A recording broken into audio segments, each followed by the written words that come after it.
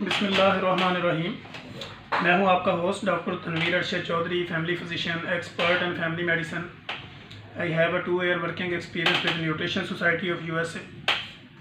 आज हम अपने viewers, follower, patient, friends, families और जितने भी हमारे देखने वाले हैं उनके साथ एक नया टॉपिक डिस्कस करेंगे जो हम पिछले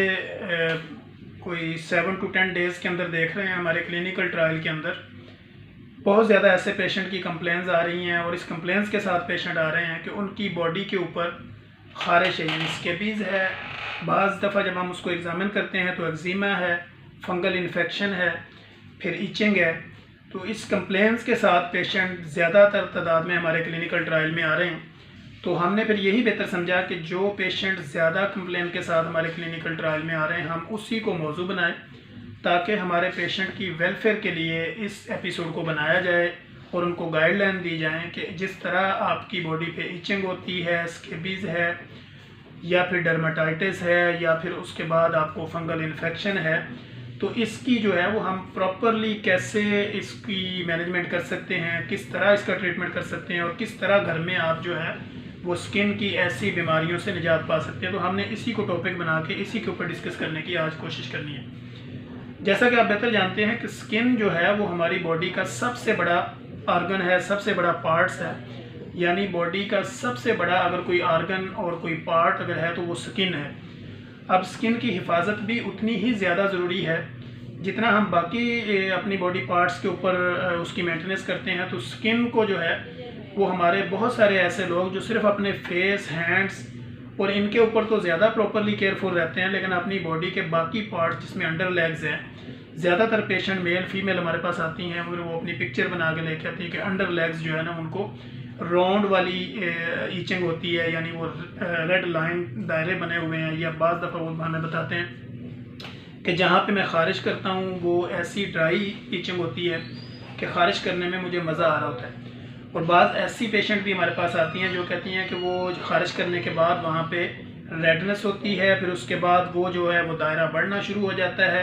और वो रिंग टाइप जो है वो दायरे अंडर लेग्स बनना शुरू हो जाते हैं, जो कि फंगल इन्फेक्शन की तरफ भी इशारा देते हैं। अब स्किन डिजीज़ की बेशुमार किस्में हैं और जब हम स्किन पे बात करते हैं तो हम एज ए फैमिली फिजिशियन एक जनरल नॉलेज के लिए आपके साथ बात करेंगे। बेसिकली इसके ऊपर बात करना वो स्किन स्पेशलिटी का काम है, लेकिन हमने अपने पेशेंट की वेलफेयर के लिए कि जो जनरल नॉलेज उनको एक मोटी मोटी चीज़ें जो एक आम टॉपिक है वो उनको समझाया जाए कि स्किन डिजीज़ से बचने के क्या प्रोसीजर्स हैं। अब जब बहुत ज़्यादा आप ऐसी चीज़ें या वेदर चेंज होता है तो फिर आपकी बॉडी के अंदर आपकी डाइट का तनासब का अप डाउन होना, यानी बहुत ज़्यादा मसाले वाली चीज़ें, बहुत ज़्यादा ऐसी स्पाइसी चीज़ें जो आप खाते हैं वो आपकी स्किन में या आपके ब्लड के अंदर जाके एक एलर्जी की सिचुएशन पैदा कर देती हैं। आपको पता नहीं चल रहा होता कि मुझे किस चीज़ से ये सिचुएशन हुई है। आपकी स्किन पे इचिंग होती है, आप उसको ख़ारिश करना शुरू करते हैं। वो पहले ड्राई इचिंग होती है, आप करते हैं, आपको मज़ा आता है। फिर ज़्यादा जब आप उसके ऊपर ख़ारिश करते रहते हैं तो वो फिर स्किन जो है वो वहाँ से रफ़ हो जाती है या वो स्किन वहाँ पे स्वेल हो जाती है, जिसको हम डर्माटाइटिस कहते हैं। अगर बार बार इचिंग करने से या बार बार आपकी डाइट हैबिट्स चेंज ना करने से, वेदर इन्फेक्शन से या मौसम चेंज होने की वजह से या किसी के कपड़े यूज़ करने की वजह से या किसी का टॉवल यूज़ करने की वजह से आपकी बॉडी जो है वो नॉर्मल रूटीन से हटकर उसके ऊपर डिफरेंट किस्म की सिम्टम्स आना शुरू हो जाएं, तो इसको हम बेसिकली एलर्जी कहते हैं। अब एलर्जी से आगे अगर वहाँ पे स्किन के ऊपर निशान बनते हैं या स्किन के ऊपर ख़ारिश करने से वो रेडिश हो जाती हैं, या वो स्किन के ऊपर जब आप बहुत ज़्यादा उसको रफली यूज़ करते हैं अपने नेल्स के साथ तो वो स्किन वहाँ से स्वेल होना शुरू हो जाती है, तो इसको हम डर्माटाइटिस कहते हैं। आम जुबान में अगर आपको इचिंग होती है यानी सिर्फ बॉडी पे ख़ारिश होती है तो इसको हम स्केबीज़ कहते हैं। इसी तरह जब स्किन वहाँ से स्वेल होना शुरू हो जाए तो इसको हम डर्माटाइटिस कहते हैं। अगर वो रिंग शेप में चली जाए तो ये फंगल इन्फेक्शन की तरफ चली जाती है। तो और भी स्किन की बेशुमार ऐसी डिजीज़ हैं, एक्जिमा है। तो हम बेसिकली आपको ये बताएंगे कि जब पेशेंट मेल, फीमेल, बच्चे, बड़े हमारे क्लिनिकल ट्रायल में आ रहे हैं तो कुछ पेशेंट हमें अपने वो दिखाते हैं तो उनके छोटे छोटे दाने बने होते हैं स्किन के ऊपर, ख़ारिश भी हो रही होती है, वो दाने भी बन रहे होते हैं, खुद ही वो दाने वो उसको खुद ही अपने सिम्टम के बाद कुछ टाइम के बाद वो दाने ख़त्म भी होना शुरू हो जाता है। जब वो हमारे क्लिनिकल ट्रायल में आते हैं तो हम फिर उनको एंटी एलर्जिक देते हैं, फिर उनको टॉपिकल लोशन देते हैं, बेशुमार किस्म की मेडिसिन जो उनके ऊपर अप्लाई होती है उस कंडीशन के मुताबिक। कि हम पेशेंट की फैमिली हिस्ट्री भी देखते हैं कि पूरे घर में खारिश है या चंद एक स्पेसिफिक पेशेंट को खारिश है या घर के चंद अफराद को खारिश है या बच्चों से वालदैन को ट्रांसफ़र हुई है या वालदैन से बच्चों को ट्रांसफ़र हुई है। तो ऐसी रूटीन के अंदर फिर हम घर वालों के लिए गाइडलाइन बनाते हैं कि आप जिस बिस्तर पे लेटते हैं, जो ब्लैंकेट यूज़ करते हैं, जो बेडशीट्स यूज़ करते हैं,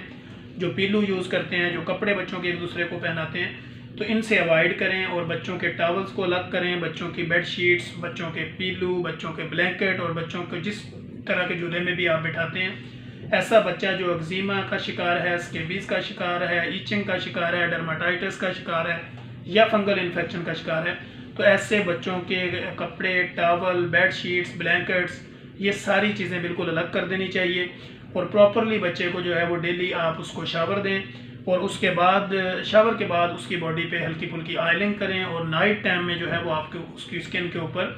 जो भी आपको एक्सटर्नल यूज़ क्रीमें या लोशन दिया जाता है उसको बॉडी पे अप्लाई करें और जो मेडिकेशन की जाती है उसको प्रॉपर करें। और इस तरह जब धूप निकले तो आप अपने बेडशीट्स, ब्लैंकेट्स, बच्चों के कपड़े इनको प्रॉपरली वॉश करके और धूप में रखें ताकि इसके अंदर जितनी भी इस तरह की जरासीम वगैरह हों वो वहाँ पे फिनिश हो जाएं और आपके एक्जिमा, स्केबी, डर्माटाइटिस, फंगल इन्फेक्शन को कंट्रोल करने में हमारे लिए आसानी हो और आपको इस बीमारी से जल्द निजात मिल सके। ऐसे पेशेंट जिनके अंडर लेग्स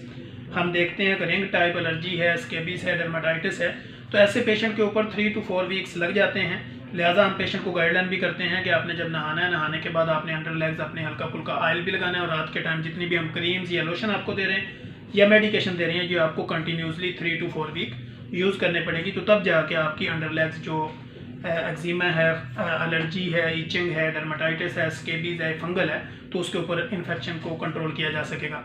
इसकी तरह जो बाहर वाली आपकी स्किन के इशू होते हैं वो भी कम से कम 3 to 5 days, 5 to 7 days, 7 to 14 days, 14 to 21 days, ये इसका डिफरेंट साइकिल है जिसके मुताबिक हम उसको चलाते हैं तो फिर जाके आपको स्किन डिजीज से निजात मिलती है। तो हम इंशाल्लाह कोशिश करेंगे अपने क्लिनिकल ट्रायल के अंदर ज़्यादातर हम आपके लोगों के लिए एक मैसेज ये कन्वे करना चाह रहे हैं कि आप पानी का ज़्यादा इस्तेमाल रखें, स्पाइसी चीज़ें, बहुत ज़्यादा गर्म मिर्च मसाले वाली चीज़ों को कम इस्तेमाल करें, अपनी बॉडी के अंदर juices, fresh vegetables, fresh fruit का इस्तेमाल ज़्यादा करें, तो आपके ब्लड की जो हिद्दत है, जो उसके अंदर आपकी एलर्जी है, वो काफ़ी हद तक कम हो जाएगी और उसके असरात आपकी स्किन पर भी कम होना शुरू हो जाएंगे। तो इससे जो है वो आप एलर्जी, खारिश या उसके बाद eczema, dermatitis, scabies, fungal infection में काफ़ी इफ़ेक्टिव ये चीज़ें हो सकती हैं। लिहाजा